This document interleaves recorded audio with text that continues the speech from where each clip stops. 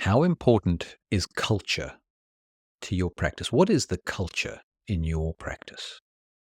Hi there, I'm Greg Venning. Welcome to the Quest in Chiropractor, the podcast that helps you to do what makes your heart sing, to be in a practice that is really joyful for you, to be able to structure your flow so that you can change the world one person at a time consistently, and that you can enjoy the profits that come from that. And today we're talking to a man who is masterful in all four of those bases.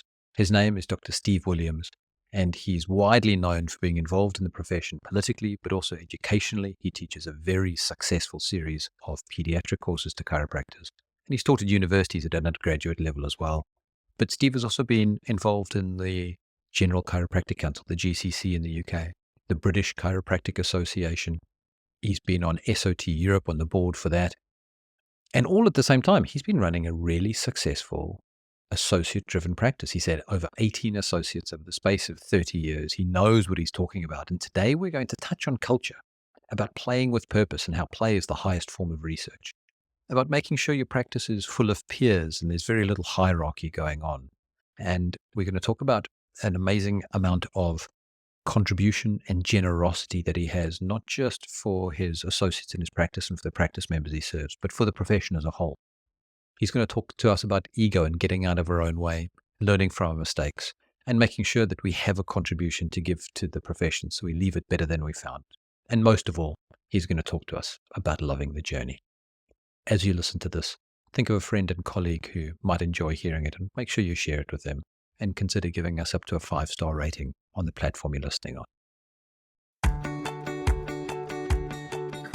Welcome to the Questing Chiropractor podcast. We help you grow as visionary, vital, and capable chiropractors who are always on. We do things differently as we help to elegantly awaken your innate wisdom within.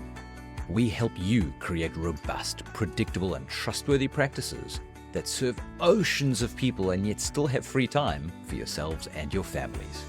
We use neuroscience to deliver better business results so that you can get greater, deeper, and more effective impact in more ways. We are Questing Chiropractors, and this is our story.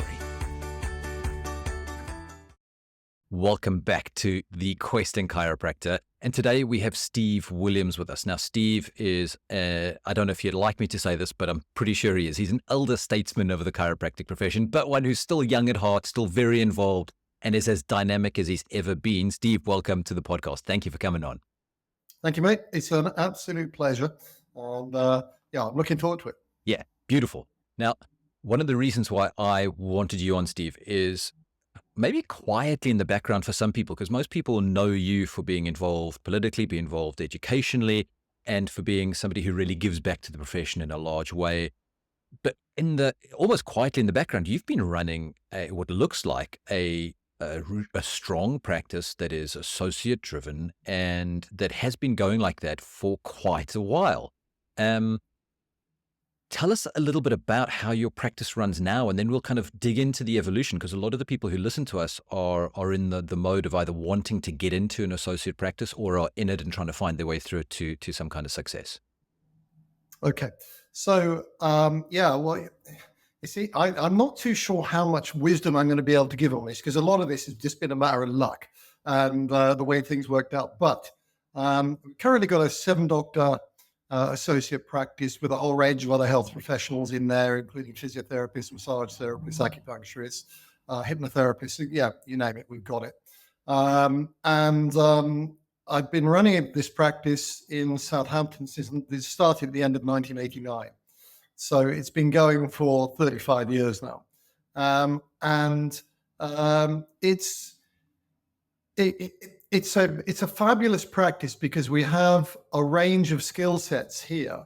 For example, one of my associates is Mike Marinas, which a lot of your South African friends will know is a excellent pediatric chiropractor. So we've got, my and Mike experience. We've got pediatric side. We've got Simon Billings, who was someone I taught nutrition to when he came and started working with me about 20 years ago. Now he teaches us nutrition, and he's probably Europe's leading expert in chiropractic nutrition and stuff. So there's a whole range of stuff. We've got a really thriving, vibrant practice full of people who we just have fun and we enjoy working together. And I think that's one of the primary things. It sounds like what you have going well there is one of the things that we help chiros to get going. And it is a bit of an X factor in that there's a lot you can coach, there's a lot you can teach, but there's a lot that's also the intangible, which is culture, getting a culture. And exactly what you talk about is a culture where you're there to have fun, you're there to have a sense of play and enthusiasm, and there's youthfulness in that, but you're also really deadly serious about what you do as well. We're calling it play with purpose. Would that kind of match what you feel you have going on there? I'm going to steal that phrase. Yes, it's. I steal everything. Don't worry. Yes, it's absolutely that. It is. It is a question. The culture has to be right. We've got a culture where we have an awful lot of fun. There's an awful lot of, as the English would say, Mickey taking going on. Where we don't allow any tall poppies to go. We cut them down at the slightest thing. We all get it nonstop. But during the lunches when we sit together or whatever, there's a talk on the latest research. We're always looking at the latest research papers. We're looking at what's the next new thing, who are we going to get to come and speak to us, what are we going to learn next as a group, what are we going to teach each other. And from that, it just makes it a vibrant place to work. And we're never short of learning goals or anything like that. And I think that is massively important. If I ever stopped wanting to learn or ever stopped learning about the profession, I'd get out of it. I've been a chiropractor for 36 years now. And the truth is, at least maybe even 36 years, yeah. If I ever thought that I knew it all or anything like that, I'd be out of it. The longer I've been in it, the more I realize how much I don't know. And it's really worrying, but it's fun. It's that void of knowledge that we feel that drives us to look for more. And the more we find, the more we realize we don't know. Yeah, absolutely. Absolutely. But I had a lovely colleague come in today. He was actually a couple of years ahead of me in school, and he's thinking of retiring. But he then said about his practice that he had what he termed unconscious competence, which is exactly what he's got. He's got that level of competence that those years bring. And it's an unconscious competence where he just knows how to get people well, how to work with them, how to talk to them. And that's a brilliant thing. And I think if we can teach people that unconscious competence, it's a hugely important thing. Yeah, getting to that mastery and realizing that mastery is always an approximate process. There's always a next step to get there. And that's where, from the outside, we look at somebody that we know as a great adjuster, a great professional, a great chiropractor, somebody on stage, or whatever skill they have that they seem to exude that unconscious competence. It's always so attractive to us, isn't it? It's like, oh, I want that, or I want to be seen by that person. I want them to help me in some way. It's so, so attractive when we can develop it. So, Steve, give me an idea of this culture of fun, of playing with purpose. And I like the idea of no tall poppies. Not that we want to pull anybody down, but it's an egalitarian group of people where everybody is peer to everybody else. No one person is the tribal chieftain. That's absolutely right. And we have respect for each other's abilities. The primary thing is you need to respect your colleagues, and you've got to have, you don't tell them that, but you do. You have that basic respect for them and their abilities and stuff. And I don't have anybody working with me here who I don't rate. And that's one of the big things. They have different skill sets. Some are better at certain things, some are better at others. And we all know we've got our strong points and our weak points. But the good thing is having a group of people, and we've got 4 females and 3 male chiropractors. That's right. Yes, it is. 4 females and 3 males, which is a nice mixture as well. It's a nice balance in the clinic. And I enjoy that. Yeah, that's so important to have that balance, not just for the choice of the people coming to see you and their preferences, but to make sure that we have this mix to keep that it's a subtle balance of personality, strengths, and weaknesses, so that we can play to our strengths, have our weaknesses managed, but also challenge and support each other in the right ways. And if we're too skewed one way or the other, then we become pretty unbalanced, and then that culture seems to devolve somewhat from what I've noticed from the outside in different practices. Absolutely right. And again, the word culture is the thing. We need to keep that culture a positive, involved culture. So let's talk to some of our listeners now. If somebody's looking to get started in an associate practice, maybe they're on their own, maybe they've had their first one or they've got their first associate in and they're still kind of feeling out how this thing all works. What would you suggest to them about trying to institute a great sense of culture within the practice from the very beginning to try and insert it into its DNA on the way up? What would be a doorway? What would be an entryway into that for them, do you think? Absolute primary, give to your associate. That doesn't mean money. It means you give your time, you give your interest, you try and give your passion, and you try and get them massively motivated by what the fun that chiropractic is, and help them learn. And help them learn not just, clinically, but how to manage patients, how to manage difficult patients, give them scenarios, just work with them. And that's the biggest thing I can say. And if you have that enthusiasm and you can put that over to them, they will enjoy it and they'll get it every day. And if they have problems with a patient, you be there for supporting them. I was talking to a young graduate last night in her first thing at chiropractic, and things are going really badly with her principal. And it's part of the thing is it's going badly because the principal is not working with them. They're not putting the time into that individual. And that's the biggest thing. Put the time into them. And the less experience they got, the more time they got in. But even if they got 5 or 10 years experience, they may well be able to learn from you and give whatever you can and give them that time. I think that's the primary thing. And that's also what we're primarily short of is time. When we got busy practices, we got families, we got all that. I've got to do this. I've got to do this. I've got all these demands on me. Hang on.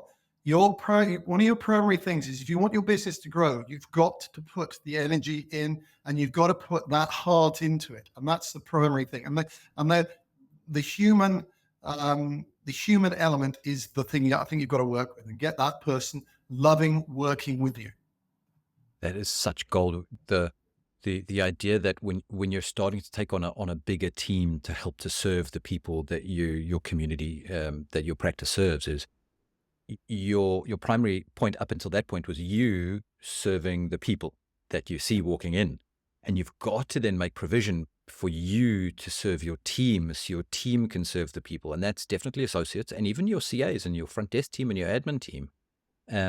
And I don't know about you, but I'd say that's one of the biggest points of heartbreak within associate practice for associates and for principals is having unclear, undeclared, unmet expectations of what is going to happen. And then playing at these different levels just leads to such a level of heartbreak. That is the absolute thing. It's the expectations. You need to be very clear of what you expect from them, and they need to be very clear of what they can expect from you. And the primary thing they want is, as I said, your time. They want your input into them, particularly if they're relatively new in practice. We all know, well, you can remember what it's like in those first year or two. You realize you know very little and, you're concerned about it, and you can't say to a patient, in my experience, this gets better in X number of treatments. You haven't got the experience. I always say to them, you can say it in our experience because it's my experience you're talking with as well. And so, it gives them that little bit of extra stuff to sort of say, in our experience, this responds to this. And, well, whose experience? Well, my colleagues that I'm working with, we talk all the time, we learn. And that really does help them. That makes a massive difference. I want to, in a sec, we're going to talk about somebody who's a little bit further on in the associate practice journey. But I also want to think about from listeners who might be associates themselves, because there is a large section of our profession, I feel, who have this expectation that they have to own their own practice. And I call BS on that. Like being a professional associate can be hugely rewarding financially as well as professionally as well as personally. From your experience of working with associates for over 30 years now, what would you suggest that associates take on board as a perspective if they're in an associate relationship now, in terms of how to generate harmony, if there's a bit of disharmony, about how to help this culture develop if they feel this culture isn't quite there? Well, I think as an associate, it's one of those difficult things. They're not necessarily the person who's laying down the culture in the thing.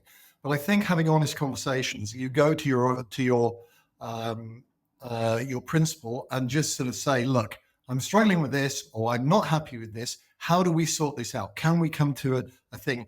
Oh, this is what I feel I need, and see if they'll work with them with that. That is, I think, a really primary thing. But I think the stuff you mentioned about some associates wanting to have their own practice or thinking they have to have their own practice is one of those things. I don't think everybody does necessarily want to have their own practice. And having your own practice is great. It's wonderful. But it's it's an awful lot of hard work in that initial stage. I'm fortunate. I got people running the business side of it for me now, which I don't. I do very little of it. Very little of it. And I deal with the chiropractors. I deal with any serious personnel issues. Other than that, I'm not dealing with anything very much. I get other people do the recruiting and not a whole range of stuff. So I deal with what I'm good at. And most of the running of the business is not my strength. So I delegate that. But part of the thing is, as an associate, decide, what do you see yourself doing? Do you one of those people who has to have your own practice? If that's you, you're really driven to do that. Great, that's what you've got to plan. And it's really fair to tell your principal that's what you plan in the next 5 years or whatever. And you're going to learn everything you can from them about doing that. I had a brilliant associate years ago, a chap called Simon Bird, who came to me. He took every bit of knowledge out of me. He'd sit and have lunch with me every day. And he talked to me about everything from running the practice to clinical things. And he was like a sponge, soaked it up, put it into his practice, and his practice, flew. And he was always very honest about what he was going to do. And I was really happy to help him because he was a great positive influence in the practice that I had for many years, because it was in his interest to be as well. And I think that's the part of the thing. Think about what you want to do. A lot of people don't necessarily want to do that because there are other ways you can do stuff. You may want to go into the educational side. You may well want to teach seminars. And teaching seminars and running your own practice isn't necessarily the easiest thing, as you know. There's a lot of, you've got a lot of things in the air, plates spinning up in the air to try and keep. So try and work out where you really want to go with it. And then, as you say, if you're going to stay in a practice for a significant period of time, you should be able to get a good deal on it from your principal, and it should be attractive for you and them to be able to get into a financial arrangement which is going to be good for both in the long term. And if you're setting up your own practice, as you know, it takes quite a number of years before you make anywhere near the kind of money you could make as a busy associate. Yeah, the busy associates see the gross revenue coming in sometimes, and they don't always see the actual apportionment that goes to the principal. And the thing that surprises a lot of associates is, as a relative percentage, most principals take home a smaller percentage of what they serve compared to what the associates take home. Never mind having a much bigger workload. But again, that's all fair as long as it's done with fair exchange between the two. Exchange of money, yes, but probably more importantly, the exchange of heart and time and intention between the two. Absolutely. And you're quite right. It does take that period of time. I worked it out that it actually was when I got my second or maybe third associate, something like that, that I actually started making more than I'd been making as an associate myself previously. And so, it's one of those things, because your practice costs are your practice costs. Those fixed costs are there, and you need to gradually get them covered. So you can do it, and I wouldn't put anybody off doing it. If that's what your passion is, to have your own business, have your practice, go and do it. But go and work with someone and find out the mistakes they made, find out the positive things they did, and then you'll be able to go into your own practice in a much more educated viewpoint and work for them for a while you're setting up your own. If you're ethical and you do it properly, there's no reason why you can't do that.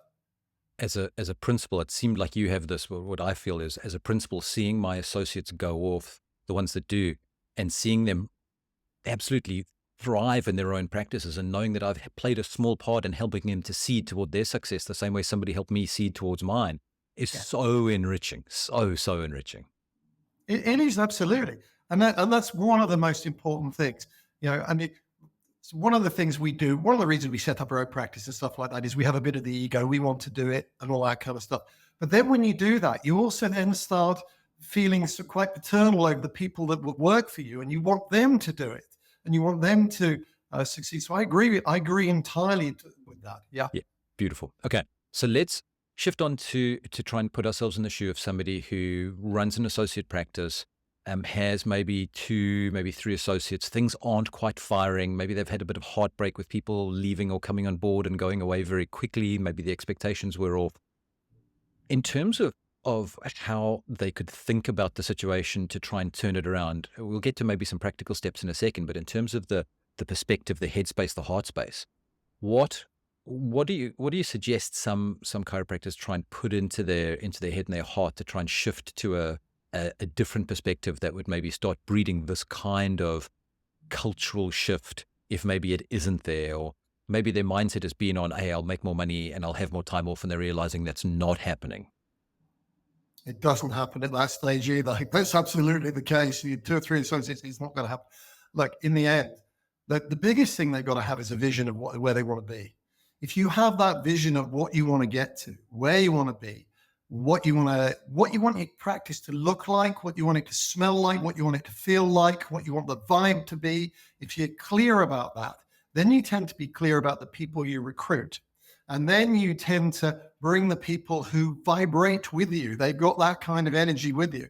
And if you've got someone in there who just is not right with you, and I'd say the associate's the same thing. If your principal just doesn't vibrate with you, you don't feel it with them, move on. Do be nice to each other. Get plenty of notice. Just move on and get someone else in there, because we're all a bit different, and you need to be in a place that works for you. But I think the primary thing is the principal has to have the vision of what they want that practice to be like. And I think that's some of the things. I'm talking to myself here because I didn't. I got there I could have got there a lot earlier and a lot more easily. It was stuff I learned later on that actually I know where I want to be now. I know what I've got to put in. I know that how I've got to deal with the people, but I didn't necessarily know them. So I think some of the stuff I did in my earlier years wasn't terribly constructive because I wasn't quite there. But the primary thing is, I'd say, get the vision of where you want to be and what you want to have, and then work with people who you feel vibrate with you. Would you feel comfortable sharing with us maybe some of the mistakes that you made early on, and the lessons you learned from that, if anything comes to mind? Yeah. I mean, yeah. So some of the things I recruited people. I've worked with some great people. I really have, and I've worked with some who are great people who didn't work in my practice. Okay, and they are great people. They've got their own practices now, and they're doing really well. And it was just not working well. And I was really happy with the way some of those things that we handled them, because in the end, it is a question of you talk to them, you realize that it's not working. There isn't that they're not feeling the practice. You're not feeling their thing. They're not being successful, and that's one of the primary things is how well everything's going and what they're feeling like. And so, there's a few I've talked to and stuff like that. I mean, and I honestly think if I approached it in a different way from the beginning and worked with them in a different way, which I understand now, there wouldn't have been those issues. We would have done much better. But I am talking 25 years ago and stuff like that. We would have done much better together, because these people are good friends of mine now. They really are, and we didn't ever not get on, but it didn't work for various reasons. And I think part of it was probably my ego as well. When I was in those early days, I was quite ego driven, and I've really, well, we've all got an ego, but it's not, I'm not having to operate on that level like I did. And I think it's part of growing up. But as males, we know we don't grow up until our mid-30s, really. If It's ever. yeah, you've got a point there. But and I'd phrase it exactly like I remember because out of the associates I've had, the vast majority have gone well. I've had two or three which hasn't gone well. I've probably, had 18 associates or something like that over the years.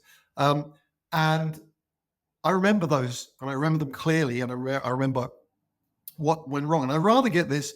The only patients I ever really remember are my failures, where it didn't go well. And it didn't go well because I didn't know enough at the time. I approached it in the wrong way. I even used the wrong language in various times and stuff, and it didn't go the way it was meant to. And I remember those because they were the massive learning things for me. And as a principal, it's not always going to go well. You're not always going to handle it well. There's some of the time you're going to lose that thing, and just learn from it. Whatever you do, learn from it and make sure that the next one is going to go better. And that's really what I've tried to do, is learn from those things. Because I don't think any of the people I had were bad people. They weren't. They were good people. We just didn't gel at that particular time. And and there's lots of reasons from them and from me around that. And I think now I would be able to deal with it in a much different way and just talk to them in a very different way. But I wasn't perhaps that evolved then. Well, it comes back to what you were saying in the very beginning about giving of time and energy and heart and mind to them. And it is such a relational space. The transaction is so far secondary to that relational space. And I think so often we're allured by what we think associate practice is going to be, and we make it much more transactional than relational. And that's where that heartbreak tends to come in, because that's the ego kind of trying to drive that transactional space more than the connective relational, what's happening for our future benefit space. I agree entirely. And what we got to remember is most people don't actually choose a job because of the transactional elements. It's not there because how much money they're going to make or how many patients. They're there. If they're appreciated, they are enjoying the environment. They come in with a buzz. They get told what they're doing well. They may have what they're doing not so well to point it out to them as well. That's fine, but provided it's done in a constructive way, and then they're told what they're doing well, they will love coming to work, and that's the biggest thing. It's really having that feeling. It's the same in any job. The most important thing is not necessarily what they're paid. It's actually that enjoyment of being in that workspace. One of the most heartwarming things I had was one of our current associates a little while ago, after a tricky space that they were in before, have said that, what was the phrasing they used? I'm becoming the chiropractor I finally want to be now in this space. Like, oh yes, we're hitting that. It doesn't matter what the numbers are. That matters so secondary to that essence, because the energy this person brings into the practice just lifts everybody's game. It's just phenomenal. And once they are the chiropractor they want to be, you're not going to need to feed them patients. You're not going to need to anything, because the attraction they will have for people coming in who want to work with them is going to be extraordinary. Okay, because they will develop that themselves, and that's the primary thing. Is actually enabling people to realize that they don't need to be fed patients on a basis. Once they get to a stage where they have self-belief, they have joy in what they do, and they've got enthusiasm in communicating it, they'll get as busy as hell by themselves. So I'm going to shift gears here a little bit, Steve. Is we're often told that there's 3 legs to the chiropractic stool, and at Quest we actually say that there's 4 legs. There's the philosophy, the art, the science, and then the last part is what we call the politics, which is far more than the party politics. It's about groups of people coming together towards common aims to make the world a better place. Another way I like to think of it is stewardship, and you epitomize this for me as one of the reasons why I wanted to talk to you. Is I view it, and it's because I've had this role model to me by people like you, I view it as one of our duties is to leave the profession in a better place than we found it, and that's stewardship. And you seem to do this quite well, and actually on a phenomenal level. Like, you're vice president of the British Chiropractic Association, you've been on SOT Europe, you've started the Academy of Functional Pediatrics, and you've been involved in teaching at universities, and probably many more things that I'm unaware of over the years. This drive to do contribution, to empower, to create leverage for others to stand on your shoulders. How did this first start for you? Was it something you've always been interested in? Did it something that developed over time?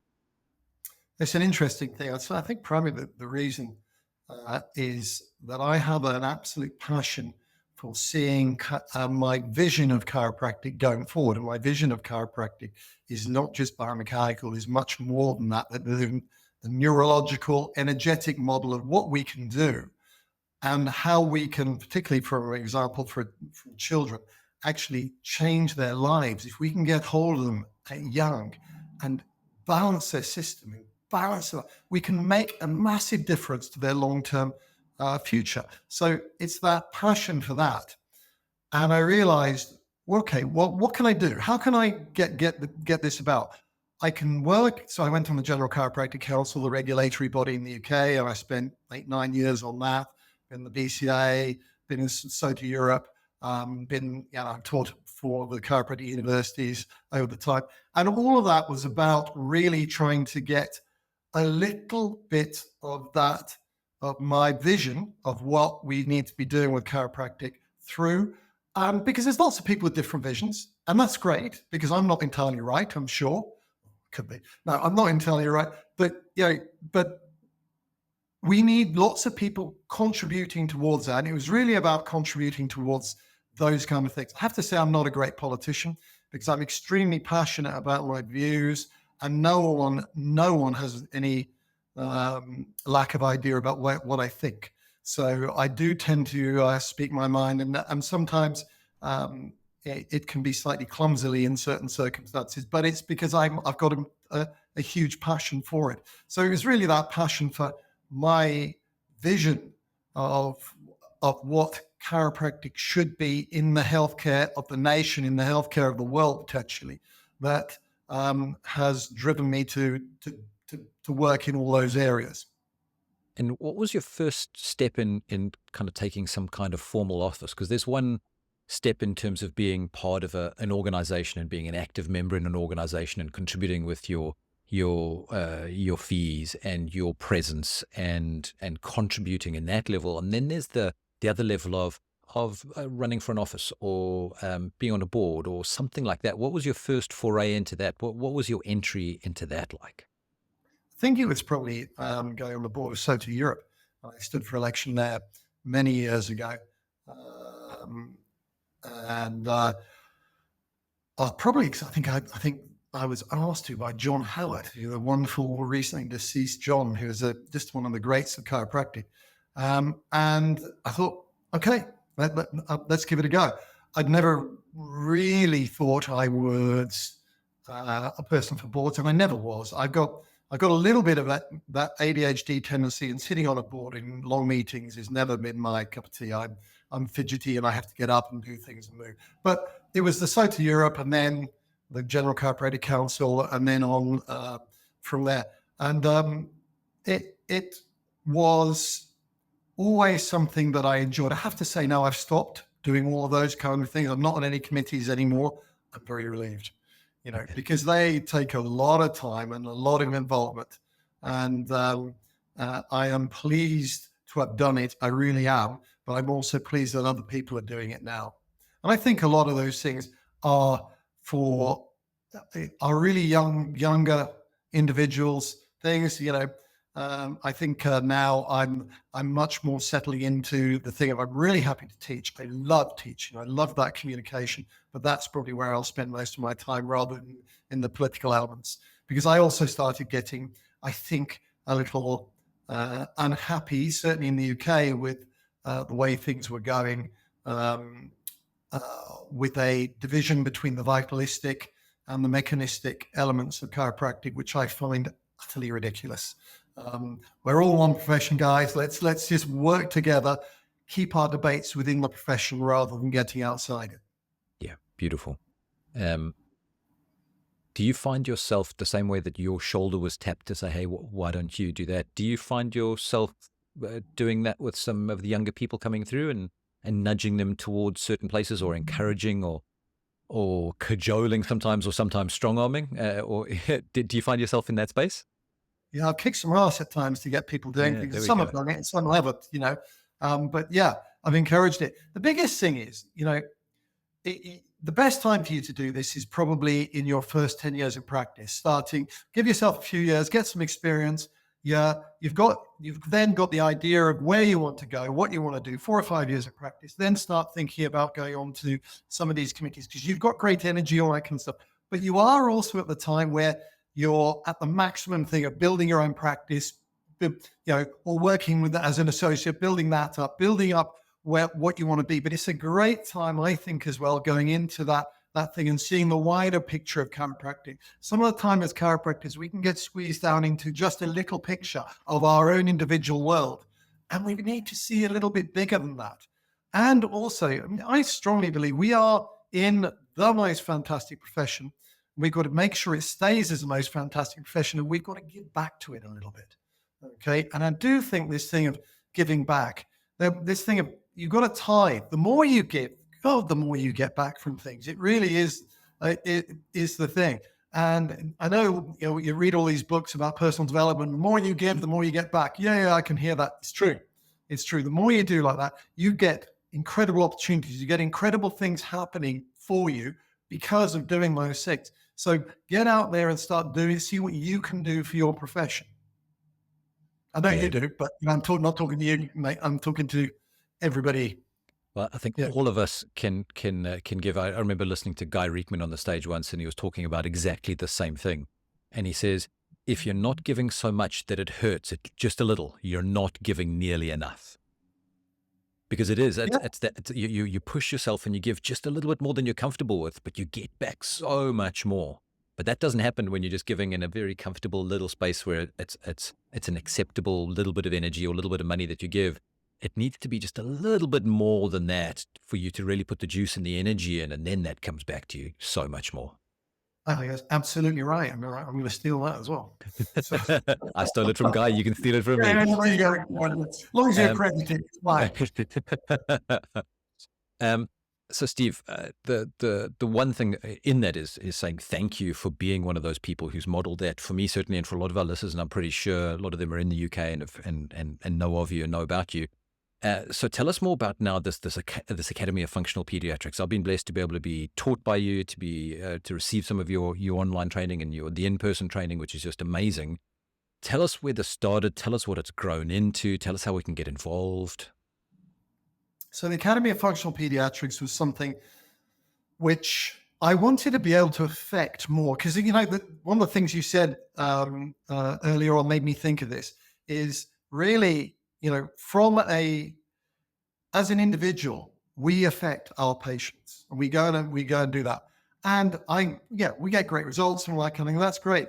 But our patients, you're going to reach a few hundreds, a few thousands over a period of time. But it's not more than that. So by teaching, we can affect thousands. We can teach hundreds of chiropractors, thousands of chiropractors potentially, and we can then reach hundreds of thousands of patients. And that's the absolute primary thing. So that's where I started teaching. And then I've been a little slow into the online world because it's not my natural world, I'll be honest. But the Academy of Functional Pediatrics is really my online learning platform, which I become really passionate about, where we look at the various seminars that I gave within chiropractic pediatrics. We've expanded into various learning processes in the Academy of Functional Pediatrics, which we're building on all the time. And it's a platform which people can come and join. They can do the various modules, they can get examined in the modules, and they can end up getting certificated with it at the end of each module, and then a general certification from the Academy of Functional Pediatrics at the end. And I think part of that is really getting to show that you've actually done the study. And as part of the thing is we're going to need more and more evidence that we have some expertise in, for example, chiropractic pediatrics. We're going to be treating younger ones. And I think that's really, really important. But it's just important for us to develop all of our sort of learning processes and carry on learning through the years. Okay, and that's where this is not just a short period of time. We're not just going to have it. It's going to carry on through certainly the period of time that I can put into it. There'll be more and more stuff on there, more and more things of interest, stuff that appeals to me. I've got a lot of information waiting to go on to there, and presentations and stuff like that, which we're going to gradually put on. And it's nice to get certificated as well in those things. Like you said, at the time of our recording, there's a vocal, very small minority, but unfortunately very vocal set of people in Australia that are pushing against chiropractic seeing children. And I think it's so important that we have programs like yours, where it's not just quality information going out, but it's quality information going out with some sense of certification to it. So there's a lot behind it, a lot backing it to help to beef up the postgraduate formalized education, especially in the chiropractic care of infants and children, where most universities are pretty shy on.